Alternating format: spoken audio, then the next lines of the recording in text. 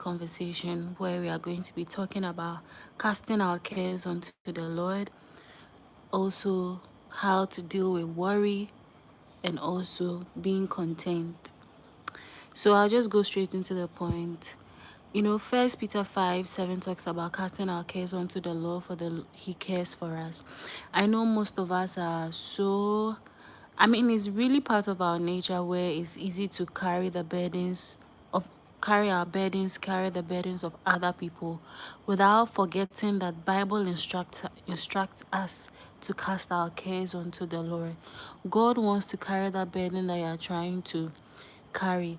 And first of all, you need to understand that God is not expecting from you what He is not expecting from you.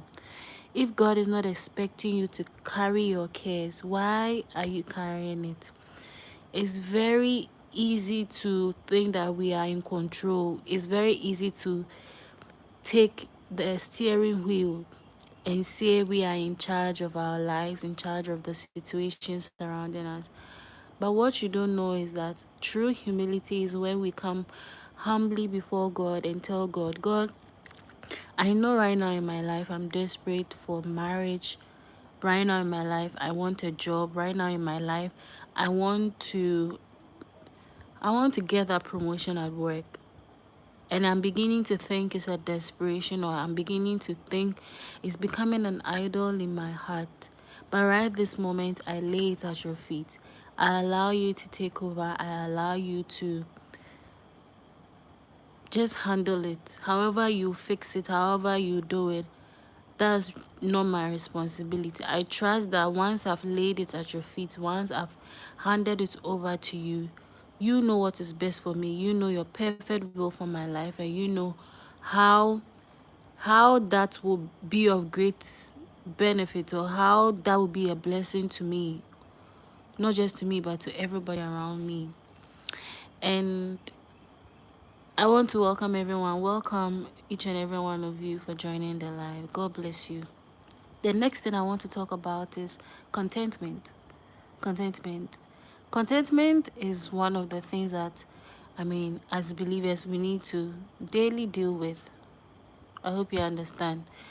When I say deal with, is we have to always be grateful for what we have. Contentment, once we are not content with what we have, it's very easy to look at what others have, and that actually blinds us from seeing what God has really given to us, blinds us from seeing the blessing that God has placed in our hands.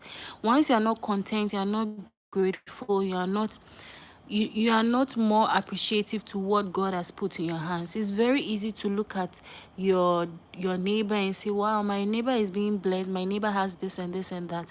But then truly, when you take do an introspection, or maybe you pause to see what you have in your hands, then you realize that actually God has a lot God has really blessed me. So what contentment does for you is that it allows you to see the blessing that God has placed in your hands. It allows you to see what God has deposited, the things that God has put in place that you don't even see as blessings. The honest truth is that the grass is not greener at the other side. I'm sure you've come across this statement before.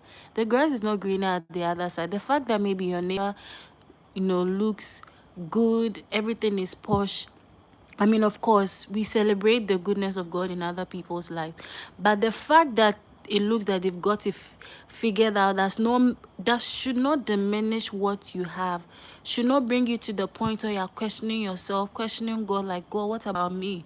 I mean, are we not the same? Are we not your children? See, God does not want you to worry about those things. Your father knows you have need of all those things you think you need. He knows you have need of the marriage. He knows you have need of the job. He knows you have need for that big breakthrough in your family, that your family will be saved, your family will be delivered. He knows you have need of it. Just come, lay at his feet and forget. Just give him, allow him handle it. That is how grace flows into our lives. The moment we try to figure everything by ourselves, we are trying to put systems in place, we are trying to put measures in place to ensure that this is going to pan out well. We tell God that, God, I've got it figured out, and I do not need your hands, I do not need your help, I do not need your assistance. And that is when grace is prevented from flowing in our lives. So to experience more of God's grace in your life, stop stressing about the thing that you are making it a burden in your life. Maybe you have a teenager at the moment that of course, in those moments or at that stage,